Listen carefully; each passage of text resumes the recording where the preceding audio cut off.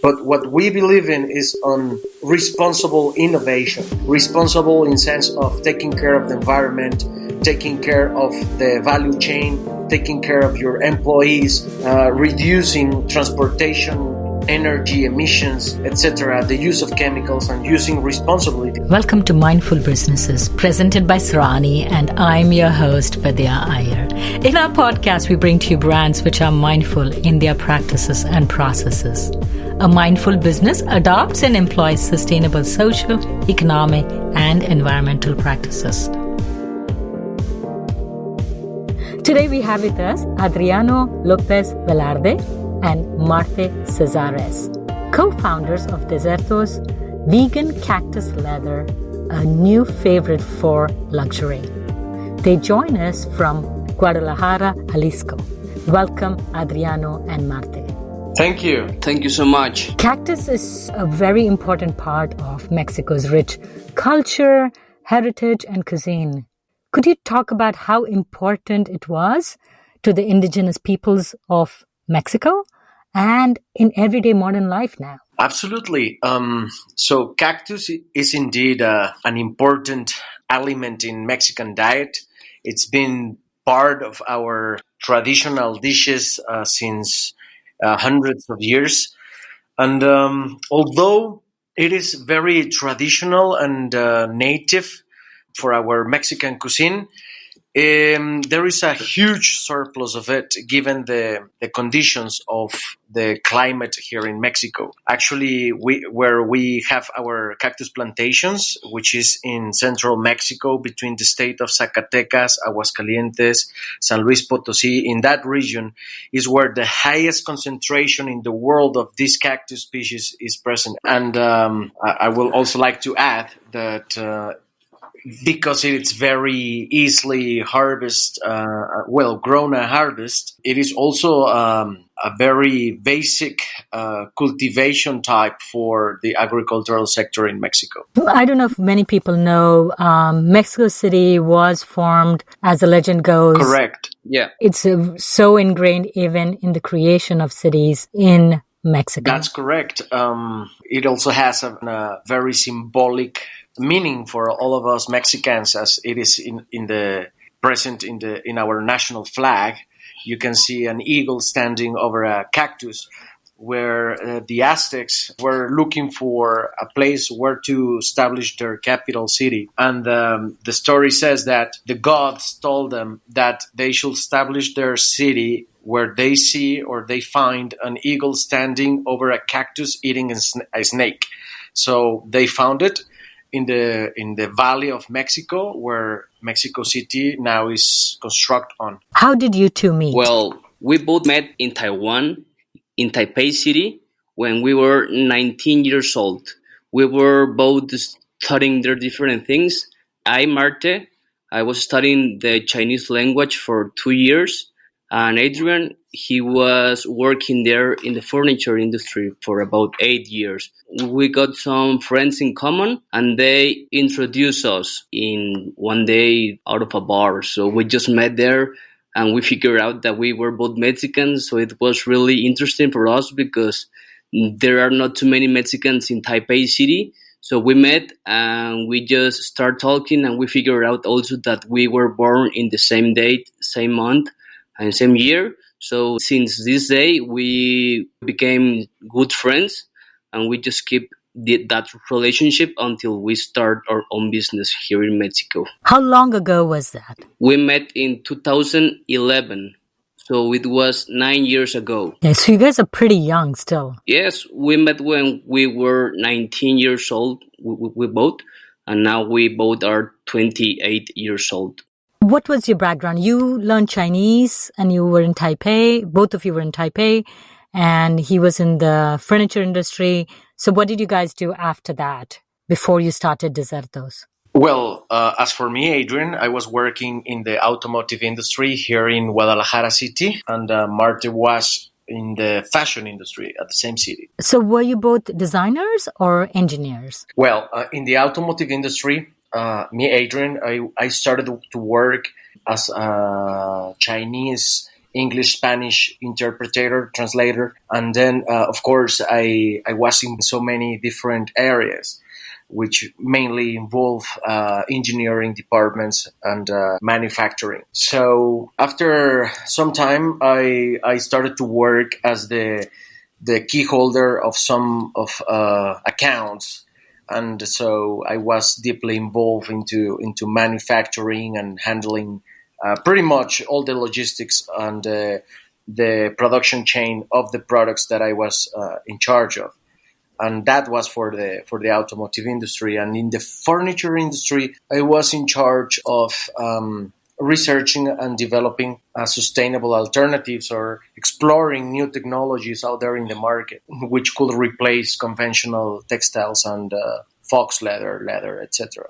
And what about Marte? What did you do? Well, when I was in Taiwan, I was only learning the Chinese language. Then I came back to Mexico to did my degree in international business. After I did my degree, I started working in the company in the north of Mexico that was working with aloe vera products, and I was in the international sales department. So I was going to different expositions and different shows around the world to offer new sustainable alternatives made by the aloe vera. After that, I started working in a Mexican company that was involved in the fashion industry. That brand was doing bags, wallets, straps, watches. So in this area, I was also involved in the research and development, new fashion trends, and also in sales. So I was involved in a full time in the fashion industry here in Mexico for about 2 or 3 years. And and most of our listeners know that the fashion industry is the second largest polluter in the world. Yeah, we were both working with fabrics, with textile. So once we met again here in Mexico, we started talking of the materials we were both using. So we just said in common that we didn't want to support this industry as it works now with this kind of fabrics because the pollution it's really big. So we want just to make a change and develop a new product. Let's talk about your journey, how you arrived at Cactus. What were the other materials you tried? For instance, people use bamboo or avocado. What other raw materials you tried to finally arrive at Cactus? Right. So we both identified this environmental problematic in the automotive and in the fashion industry, furniture industry as well. We wanted to find a solution which was viable, which was scalable, which complied with the quality and in terms of technical mechanical standards, while being highly sustainable. Being in Mexico, as we were mentioning, cactus is a very symbolic plant of our national identity. It is very abundant in Mexico. So when we were figuring out which plant we were going to base our R&D to develop this sustainable material, at first it made a lot of sense to do it on cactus, but we didn't know if it was going to be possible or how to do it. So we started an intensive R&D. We had to quit our jobs and focus. We spent about 2 years doing R&D, and we know that in the world there are about 1,400 species of cactuses. Here in Mexico we have 669. And so we started to research the ones that were present here in Mexico and evaluate which ones will be more viable for an industrial process. So from the 669, we narrowed those to the most abundant and viable for the kind of industry that we were going to need it. And so we ended up with the Opuntia ficus indica family. And within that species, it shares an industry, which is the food industry. But here in Mexico, there is a surplus of this cactus. Not just, I'm not even considering wild grown cactus, but the ones that are planted. It is very economically plantation, as it doesn't need any irrigation systems. It doesn't need any herbicides or pesticides, fertilizers. So it's of very easy harvesting access to all agricultural sector. As I mentioned, it is a traditional and typical source of aliment for Mexicans, but most of it is not sold for human consumption. It is sold for animal aliment, and in some other cases is not even harvested because the production is much more larger than the demand. So what you're trying to say is that I can still get my nopal in my grocery store and you're not taking my nopal away. Exactly. There is no conflict between the food industry and the fashion industry, in which we incorporated this noble cactus as our feedstock. Why? Because first of all, we have a ranch where we cultivate our own cactus, and these plantations are certified as organic. And so we don't have to rely on other suppliers to the food industry, or we don't even interfere in the wild flora. We just focus on what we have in the ranch, we control it.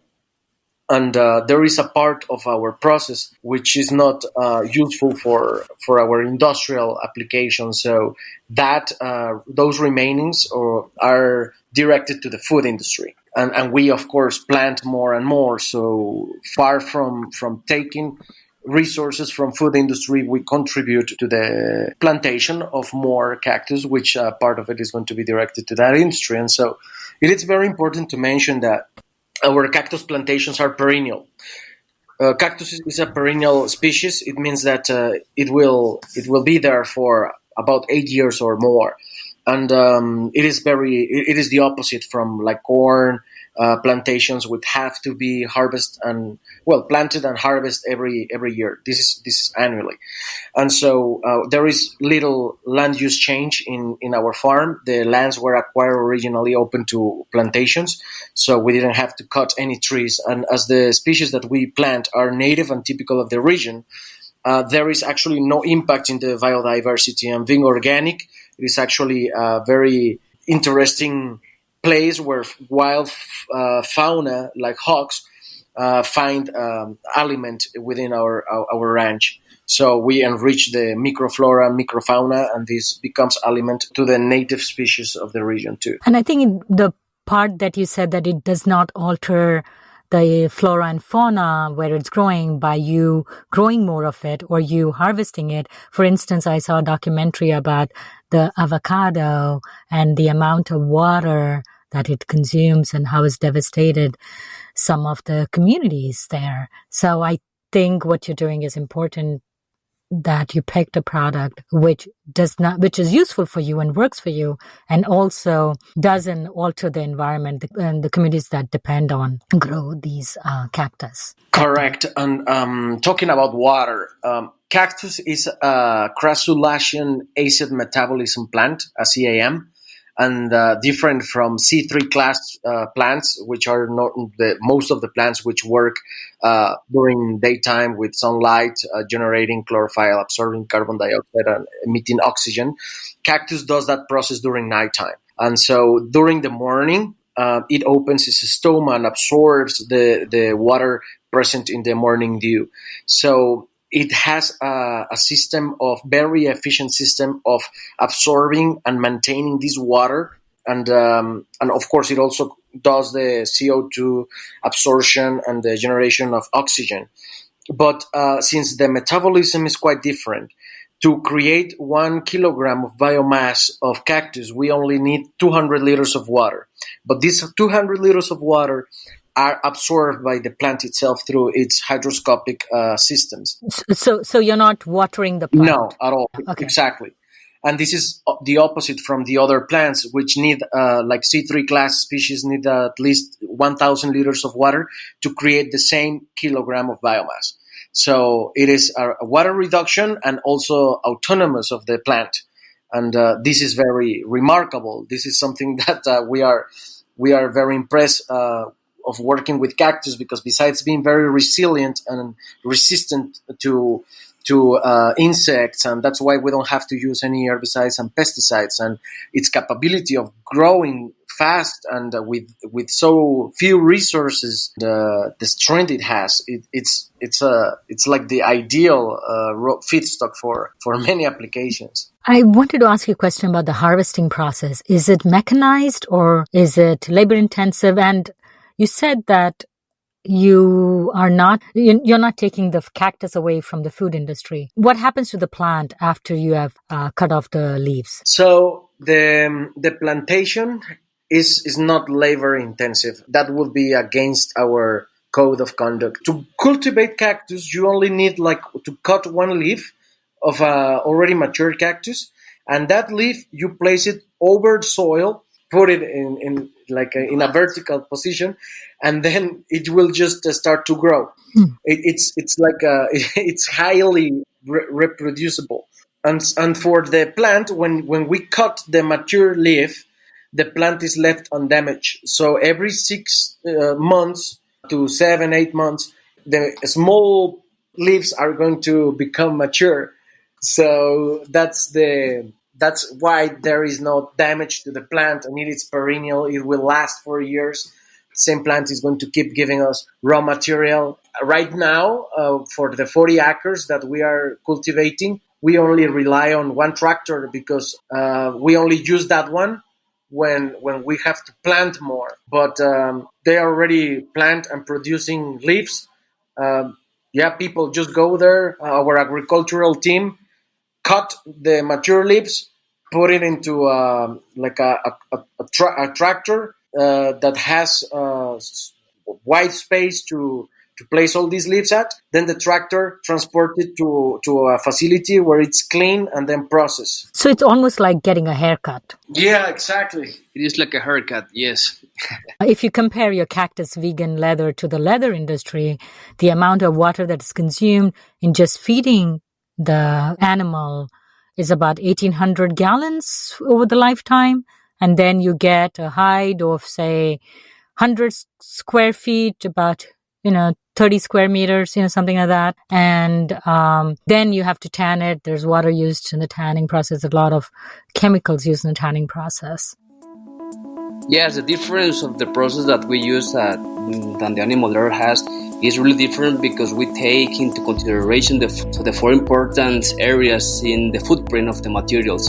So the first one, as you mentioned, is the water reduction in all the process of the cultivation and the process of the leather of the cactus. So the second is the chemicals used in the process. So the third is the waste that this process could make, and the fourth one is a plastic reduction of those. So taking into consideration these four important footprints areas, we could say that the process has a really, really lower footprint. I've had many brands which work with vegan leather, but they are petroleum based often, or they use plastics to recycle the existing plastics that's there. But yours doesn't use plastics, of course. The people who do use leather and they have factories which use safe tanning processes say that their leather is better than the petroleum-based vegan leather. And the reason they say is that the leather biodegrades, whereas the petroleum-based ones take much, much longer to biodegrade. How long does your cactus vegan leather take to biodegrade? First of all, I would like to mention that it is argued that the skin is a byproduct of the meat industry, and it's argued that environmentally the tanning industry is simply converting a product that would otherwise go to a landfill. And from an environmental view, not vegan, this argument is valid where is not a tremendous environment harm from the tanning industry, which causes worldwide, as you were mentioning. We know that chromium tan leather is the most popular form of producing leather these days, and one of the most noxious one. It relies on toxic sludge of chromium salts and tannic liquor, etc. And there's little control of where this waste ends up. We have to also remark that leather, after being tanned and treated, is not biodegradable just because it original came from an animal. After all the chemicals that are input into these materials, it actually affects the capability of the material to biodegrade. And not just mention that, but it has all these toxic substances which, far from being biodegradable, affect soil and the environment overall, the atmosphere. It releases like the chromium salts and tanning liquors and all the heavy metals present in leather after tan. In most cases, which is like 90% of production worldwide, it affects the capability of leather of being biodegradable. And all these substances, far from biodegrading, are going to affect soil and the atmosphere, emitting vapors, etc. So, in this sense, we have to evaluate the sustainable aspects of each of the materials. We have plant-based material like ours. There's fox leather that's been around for many years, and there's leather, of course. Well, we know that fox leather is even more sustainable than animal leather. Never mind that it's free of animal cruelty as well.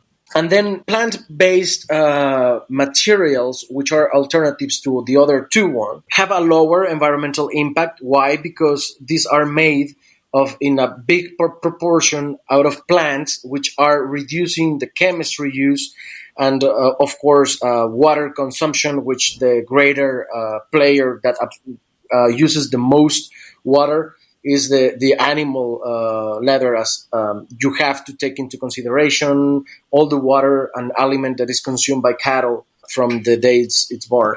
And in terms of performance, we have tests that direct that our material, Desserto, is as resistant as a fox leather. In some tests, even more resistant.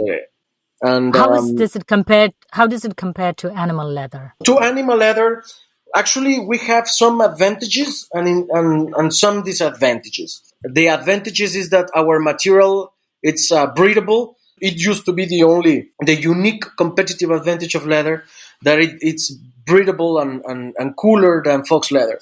Well, we have achieved this breathability thanks to the cactus fiber presence within the material that allow airflow through it, and it cools it down. It also dissipates heat. So we know that our material is, in that aspect, is very similar. Our material is also very resistant to liquid spills, which leather in most cases isn't. Leather has to be treated with more care in terms of water spills and oils. Otherwise, it will be affected. And our material is very resistant to it. Our current materials in line are water resistant. Now, we can make waterproof materials, but these are made upon customer request, like for a boat or a yacht, something like that. We can make it, but it is not something that we always keep in stock because of the degree of specialization for making this material. And it is important to mention, too, that our materials count with a protein from cactus that we know that this protein is it's very useful in the makeup industry, in the in the construction industry, as they use it as a natural adhesive, which also has impermeable properties. So it makes concrete much more resistant towards humidity. And in makeup industry, it works as a natural adhesive that is not harmful to skin. It's not an irritant. So it's also used in the food industry as a protective layer of fruits and vegetables that gives a longer life in shelves to these products. So in this sense, in our material, it gives us adhesive and impermeable properties which come naturally from this cactus plant. And so we don't need to use or rely chemicals, synthetics. Mm-hmm. And so far, our materials account with a level 5 out of 5 of water and humidity resistance. And so it's something remarkable that we were able to achieve from cactus. So are you both material scientists, material engineers? How two people who are learning Chinese in Taipei come up with this idea, patent it, and develop this very versatile product? Well, although we didn't go to college to study chemistry or textiles, we worked accidentally. I mean, it was destiny. We were involved in these industries and at engineering levels. And so when we identified the problem, then we started to rethink how to solve this problem and how to develop something viable and useful for the industries. And of course, there were many interrogatives that we couldn't make by our own. But that's why we started to gather a large group of experts in different fields like agriculture, in chemistry, in nanotechnology, in textiles. And so we all got together and we put the idea on the table and say, well, this is the idea, we can make this happen. And if we all put our knowledge together. And at the beginning, there were some like from the engineer side, they were very skeptical about it. They said that it wasn't viable, and but we all tried. And every time we tried, we end up with a better result and a better result. So in a time frame of like 2 years, we ended up with hundreds of different tests and developments until we finally achieved a commercial grade material. That's how we made it. It's been a work of R&D of many people involved, experts in different fields. What else is there in this cactus? Is it 100% cactus? You mentioned that they have a binding agent in the cactus. So is there anything else that is added other than maybe color, Sure. Okay, so what we develop here, it's a bioresin. It's a bioresin that can go on top of a substrate, a backing, a fabric, a textile, which is going to mimic leather. And that is plant-based. Of course, within the formulation, we have to rely on chemistry. I mean, chemistry isn't bad. What is bad is toxic chemistry applied in daily use products, which we know is harming not just our health, but also the environment. So all the chemistry that we use, apart from plant-based materials, it's safe and 100% certified. Like organic pigments and additives and the cactus fiber and protein. And then we do our mix and end up with bioresin in-house made, which is the patent formulation that covers, let's say, recycled cotton fabric, which is enhancing the biodegradability altogether and offering a real alternative to fox leather with a minimum environmental footprint. Okay, so basically you take recycled cotton, make a backing, and then your product is applied on top of that. Just very simply stating the process. Is that correct? Yeah, in some of the lines we have, because we have other lines in which cactus is not just present in the bioresin, but also in the textile. So we have many developments going on right now, and the aim is to replace as much as possible all synthetics and fabrics with high environmental impact and replace them with cactus content or fibers to even lower the footprint of final goods. And how versatile is the product? So I can make a handbag out of it, I can make a boot out of it, I can make a shoe out of it, or is it just limited? Is it as versatile as leather? I can make a car seat and fine stiletto. Yes. When we launched the material 1 year ago, almost 10 months ago in Italy, we started with only one version of Desserto materials. And it was made for the fashion industry, especially for bags, for wallets, for belts, this kind of leather accessories. Then we start to know that all different kind of industries were asking for the certain materials in their applications. So we keep working and developing the alternative for these new areas, this new industry. And now we have different kind of version, as Edward mentioned before, that can fit the needs of the footwear industry, the fashion industry, in bags, in wallets, also in the automotive industry. Now we are involved. So we can customize 100% the material to the fits of the client or the application. So now these different 5 lines of materials that we have can fit almost any industry. And the one that we keep working on is in the aeronautics industry, that in the steps we are almost getting the good results for that. It comes in various colors and textures. I can make it look like leather with some grains and or have it really smooth, like a patent leather. So all it can be changed, right? Yes, as mentioned before, the material is 100% customized, so the client can ask for any color. We can mimic any Pantone color, and as a finishing, we can develop any texture or any feeling in the outside of the material. And it can be cleaned like you would clean a vinyl. Not really, because we are talking about highly organic material here. And so, like, for example, if you use a solvent or a rush cleaner on a vinyl, it is very resistant. It is a plastic, right? But if, for example, you use those same corrosive solvent-based cleaners into your skin, you will get irritated. It's the same concept. Ensure a large lifespan of our material is just use a soft cloth humid with water, and never use solvent-based cleaners or conventional cleaners for it.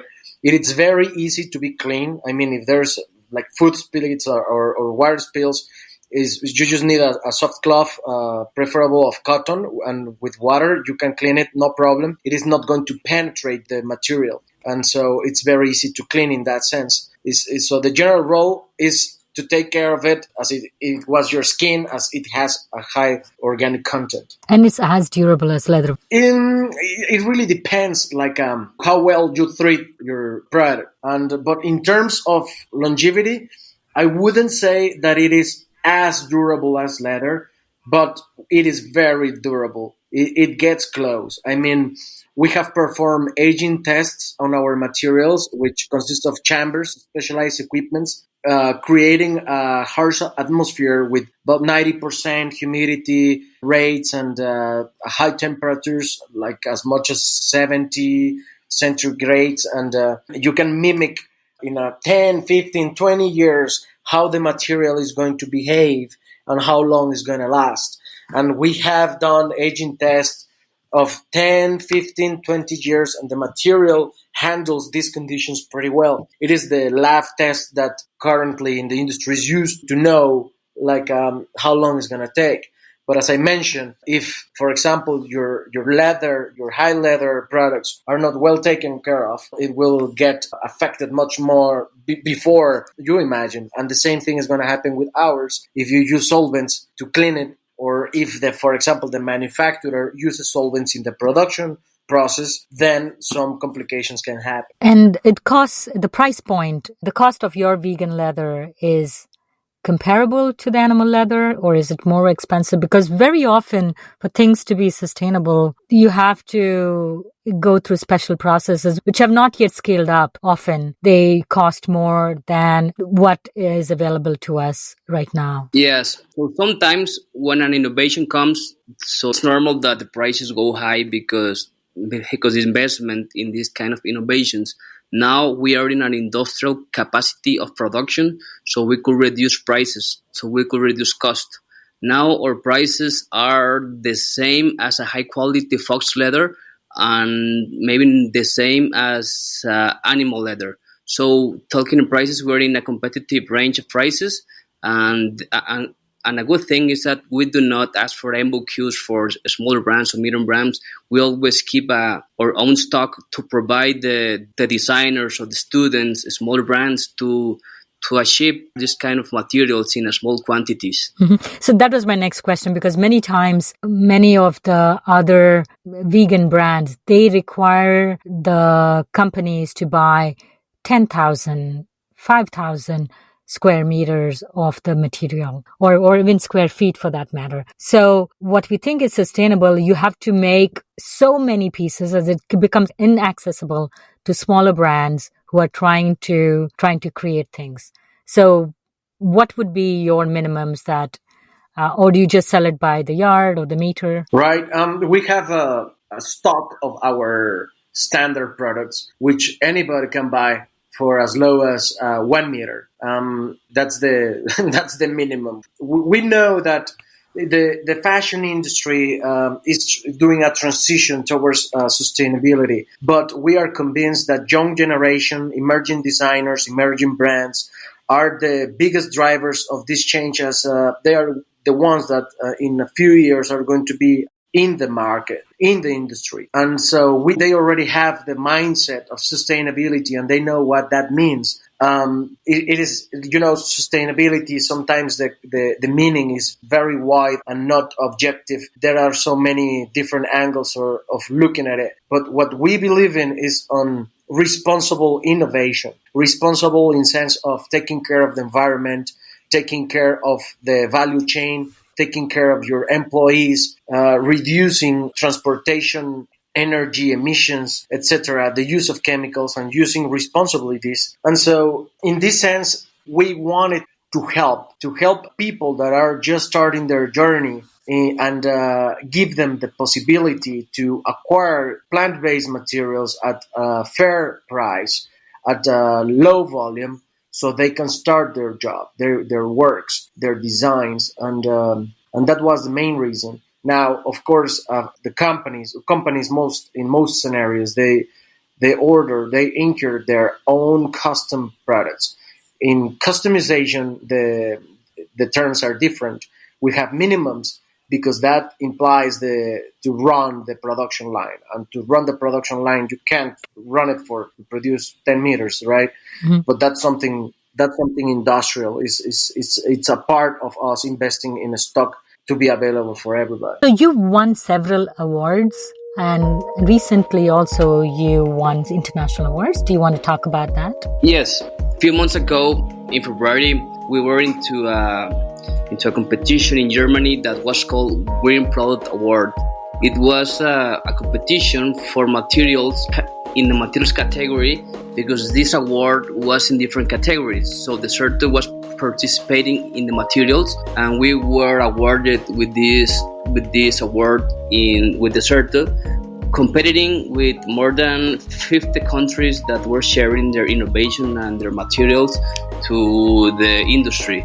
So it was like sharing a solution for different kind of industry, and the award was for the best solution. This award was in February of this year in Munich, Germany, and the last award we won was in Monte Carlo, Monaco last month. That it was the Sustainable Fashion Award 2020.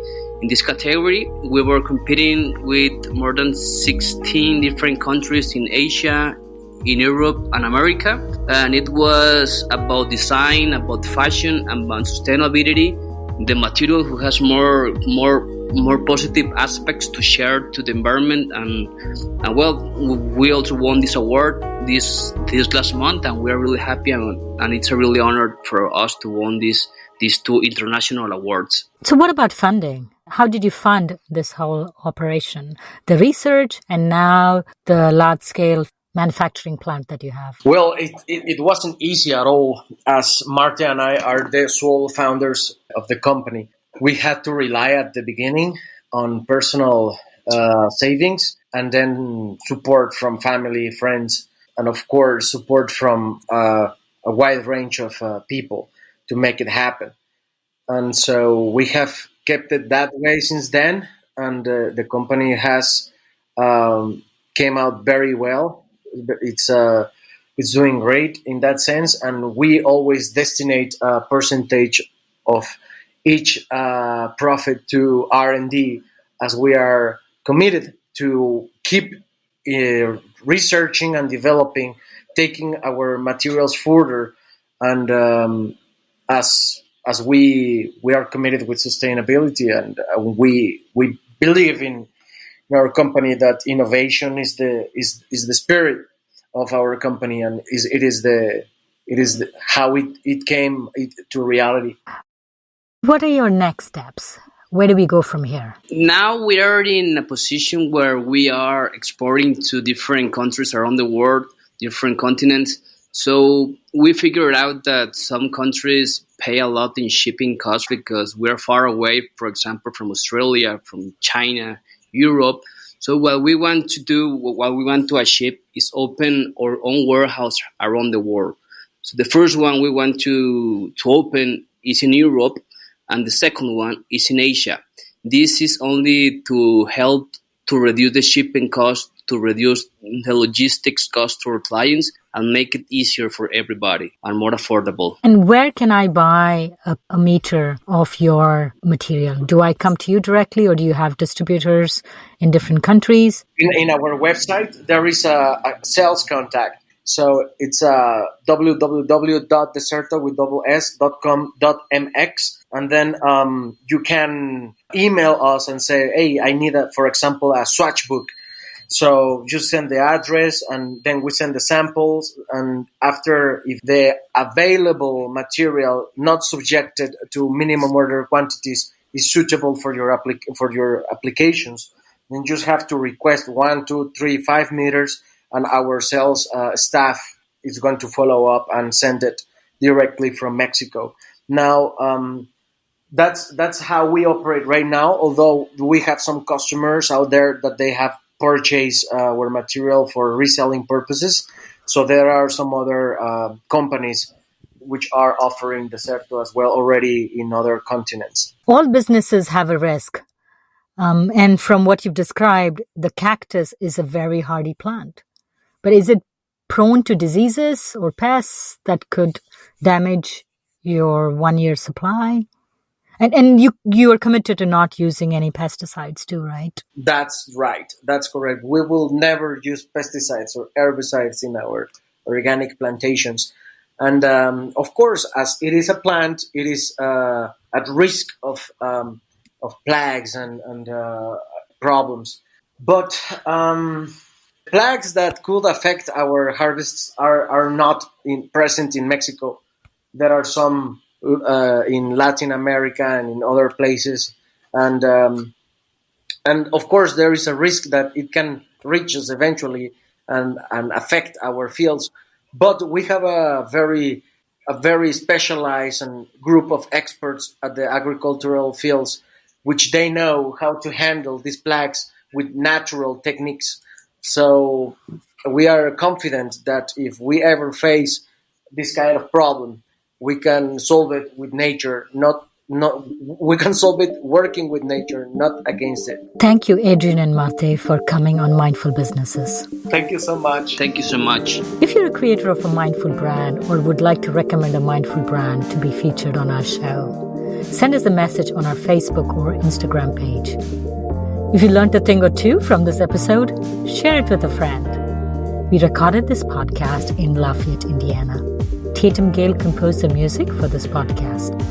This is Vidya Iyer for Mindful Businesses.